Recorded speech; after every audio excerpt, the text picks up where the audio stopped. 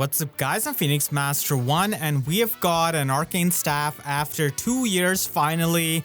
So we have got Rearmed L'arachel as a staff cavalier and she has got arcane Lute now.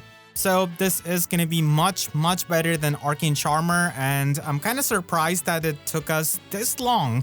So staff units finally have a modern weapon. So this weapon does give you -1 special cooldown, and it does have the unconditional plus 15 to all of your stats, 25 true damage and 15 flat damage reduction, and it also has 50% damage reduction piercing, which is good if you're not running something like tempo echo, and a lot of the times it's not possible for healers to run skills that can pierce through the damage reduction. So it's good to have, and the biggest thing about this weapon is that it provides amazing support. So it's sort of both player phase and enemy phase.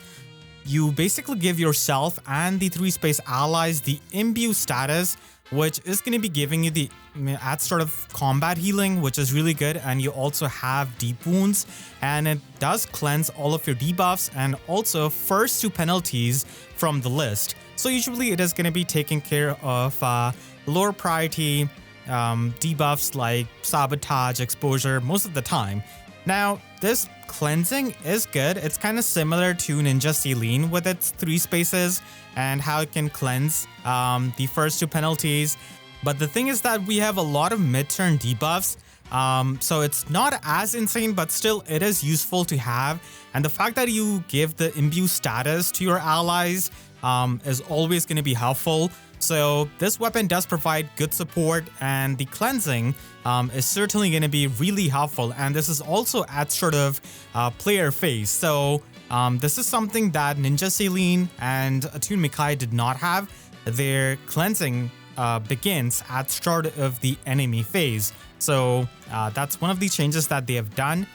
I'm definitely going to be giving this weapon to my Mercedes. I'm so excited that she can finally have a new weapon that's not Bouquet Baton Plus, and I'm going to be making a video going over the builds of the healers with this weapon. I still have to make Setunger's Mystery and Arcane Outburst videos, but I think I'm going to be just covering Arcane Lute first because it is the current rearmed weapon, and then I'll cover the other 2 weapons. The thing is that we did get a lot of new skills and units last month and also an emblem, so had to rework those videos a bit. So this is going to be an amazing weapon, and the fact that this is a rearmed unit means that you can just fodder her for her Ice Lock Plus, which is by far the best assist skill that you should be having on your healers. There's absolutely no reason not to have this for your premium healers, and this is going to be giving you the Divine Vein support, and you are also going to be able to get an extra action, so that is helpful for positioning as well. And you've got Holy Panic, which I don't really like that much. I think Glitter of Light is much better.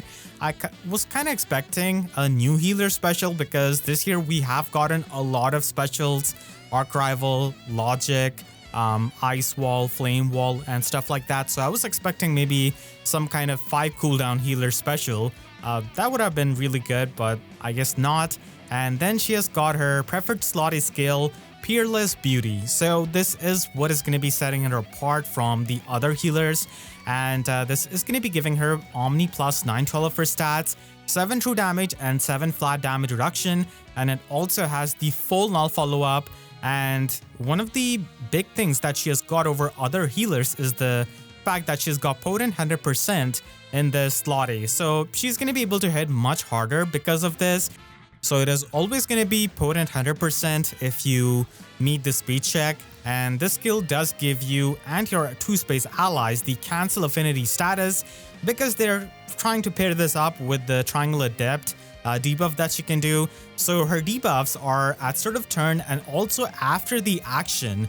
So this is the first time that we have got after action flash, which is going to be a bit reminiscent of young Larachel, so it's much better now. And we do have quite a bit of skills that can give you null counter disrupt as an effect, but still this is really solid honestly on a healer, and this is going to be helping her tremendously because being a cavalry healer is not the best because you do not have the mobility of a flying healer and you do not have the skills of an infantry healer. So she's got the mid-turn speed resistance -7 debuff, triangle adept, the flash status, and also the sabotage status. So she steals the niche of MARIBELLE's Refine basically, because she's the cavalry healer that gives the triangle adept debuff to the foes and also gives the cancel affinity to her allies. So this can certainly help you not have the weapons triangle disadvantage. Triangle adept debuff and the cancel affinity can help you against units like Duo Baldur, for example, and it can also help you against Arch Rival. So she is going to be finding her use because of it, and the middle of the turn debuffs are also really strong when you consider the fact that she's got Ice Lock Plus. So she is not going to be at the top of the competitive units, but still she is going to be finding her place because of this slot A. And then you have got the absolute best slot B skill for the healers in Preempt Amplify.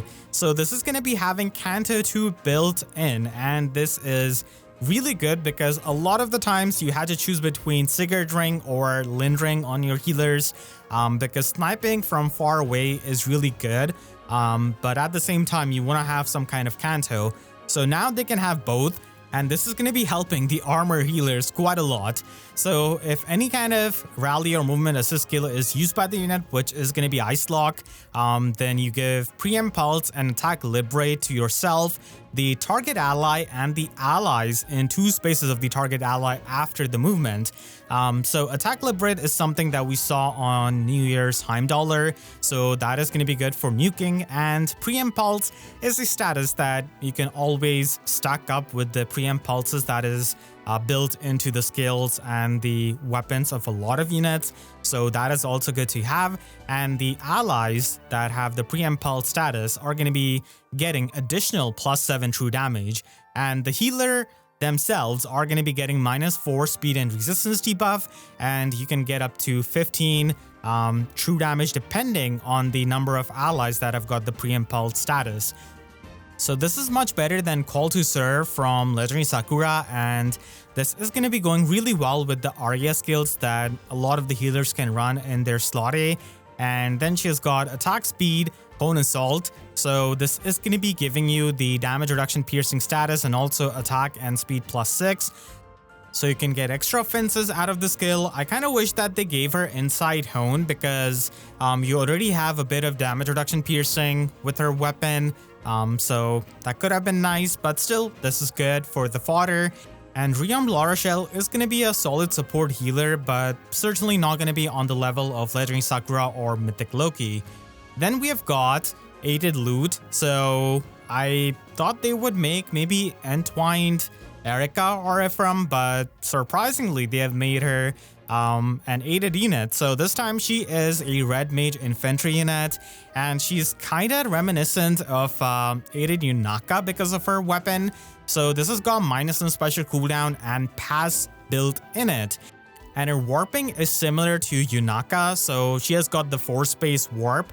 But keep in mind that for her slot A skills, she needs to be near her allies to take the full advantage out of it. But you know, still having pass and this kind of warping is going to be enabling her to have much better mobility than any kind of other mage. And there's a lot of warp blocking nowadays, which is not really going to be a problem for her with this built-in pass. But still, Ice Rain is something that you'll have to watch out for. And at start of turn and after her action on the closest foes and the foes in 2 spaces of them, she inflicts the -7 attack and resistance debuff, the Null Miracle status, and also the Sabotage status. So Null Miracle is really good to have here because there is going to be a lot of non-special miracle going on because of volley. Of course, this doesn't work against the actual miracle special, keep in mind. So it is still good to inflict on the enemies, and it is going to be helping with the creation pulse status that she has got. And then she gets the unconditional +15 to all of her stats, 25 true damage, and 15 flat damage reduction.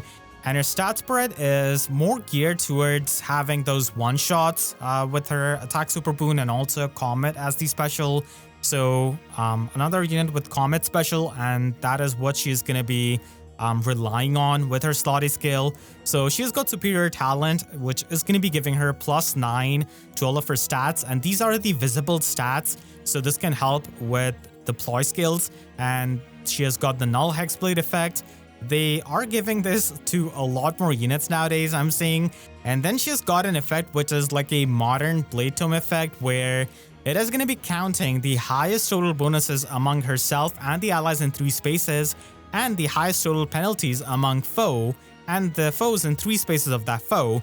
And then it is going to be taking 80% of that. So she can technically get 41 attack out of this, and that kind of extra attack is going to be helping with the nuking of Comet. So it's not true damage, but it is the extra attack.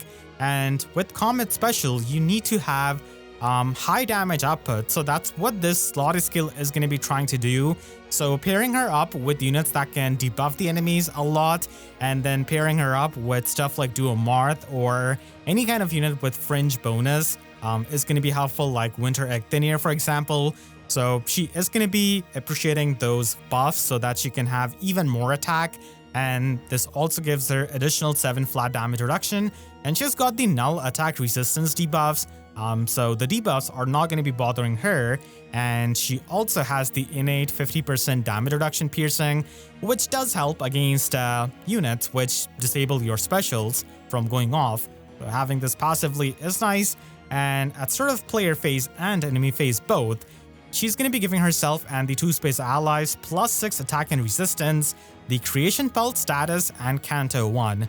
And she's the second unit after Brave Sharina to have this kind of Creation Pulse status, so it is going to be going well with the debuffs that she can do with her preferred weapon and also her Slotsy skill. So she's got attack resistance lull finish, which is a pretty solid skill for a lot of these slower mages, and she does have high resistance, so she can pull off the Lagoose Friend build. And as I said before, she does have good synergy with units like Brave Ectinier, so she can pair up well with him for acting as a magic savior. And she is going to be hitting pretty hard with her Slotty skill and Comet, and she is going to be just warping all over the place. But unlike Yunaka, she doesn't have the Brave attack, so she is going to be depending a bit on her special to do a lot of damage. Even without that, she, is going to be doing damage, but don't get me wrong, but still, she is not going to be having access to the Brave attacks essentially because she is a ranged unit. She cannot use the Erika ring, and she innately does not have the Brave attack. And she also has Preempt Ploy, so those are going to be additional penalties for her to work out with, and that can also give her a bit more true damage with the exposure status. So she is going to be a pretty solid unit because of the pass in her weapon, and also the fact that she can get a lot of attack with her Slotty, but it is going to be relying on team building to get the max efficiency out of it. And then we have got Morva as the Flying Green Dragon. So I kind of wish that they made him into the Grand Hero Battle unit, because having a Flying Dragon would have been so good in the Grail pool instead of having another Axe Infantry unit. But here he is with Purging Breath, so this is going to be having minus on special cooldown and IO shield built in it. And he does have the Canto remaining +1, which at minimum is going to be 2. And it's sort of both player phase and enemy phase. He's going to be giving himself and the 2 space allies the +6 defense and resistance buff, the Fringe bonus status, and also the Warp Bubble status. So he does have the warp blocking, but now having Warp Bubble isn't really all that crazy because we have more skills and more ways of having the warp blocking essentially. But still, Fringe bonus is nice to have for the support. And then he has got the standard unconditional Omni +15 to all of his stats, 25 true damage, and also 2 layers of flat damage reduction, 15 flat damage reduction on the regular attacks, and then additional 15 flat damage reduction against the specials, but it is not going to be against the AoE specials.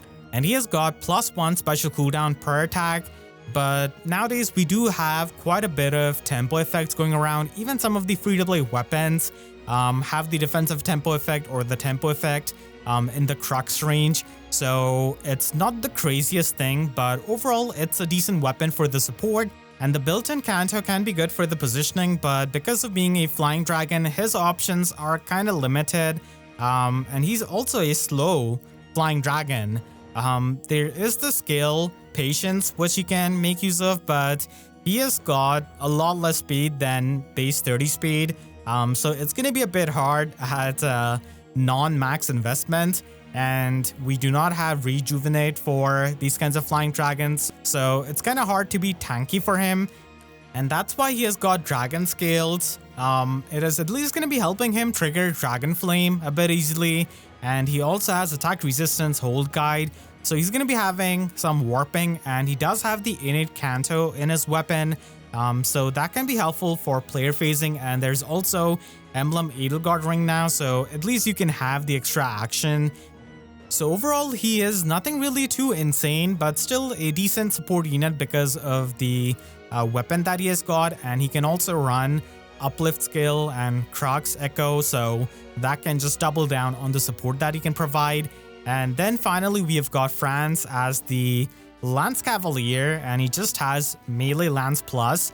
So I wish they gave us the non-seasonal version of Johanna Lance, because compared to the current inheritable weapons, this does miss out on like couple of effects compared to Winter Zelkov's weapon. So it has got the Crux effect where you're going to be having the -5 Omni debuff on the foes, and also the defensive tempo effect. At least you get some true damage out of it. And the biggest thing is that he has got Flow Refresh 3 as a demote unit, which is going to be helping you tremendously when it comes to inheriting Assault Impetus and Potent Assault, which a lot of the Cavaliers want to have. So it's going to be making it easier for you to duplicate with rearmed and attuned units. So as a demote, he does bring a lot of value. And when it comes to his stat spread, he is quite good offensively. I mean, as much as you can expect out of a Cavalier that doesn't have a preferred weapon. And him having Johanna Lance would have been better, because that's going to be the weapon ultimately that you are going to be trying to run.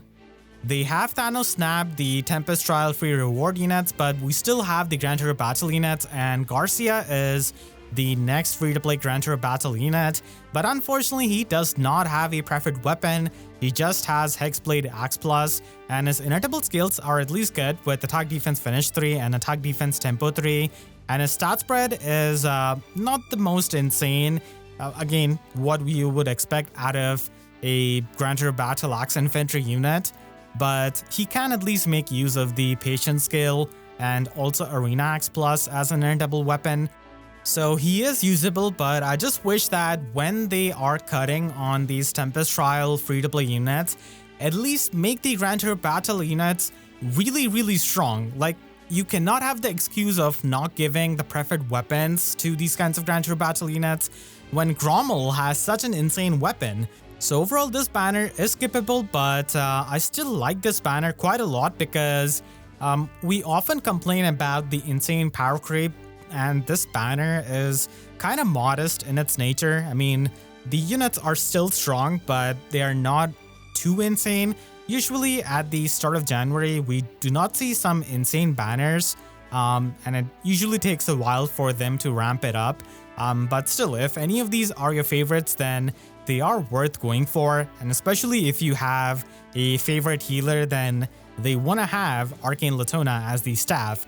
I want to thank all of my team members for their amazing support, and you can click the link on the screen right now to check out my breakdown of the New Year's banner, and make sure to subscribe and hit the notification bell, because YouTube sub boxes are about as functional as the amount of options flying dragons have got. So with that, I'll see you guys next time. Thank you so much for watching, and have a great day.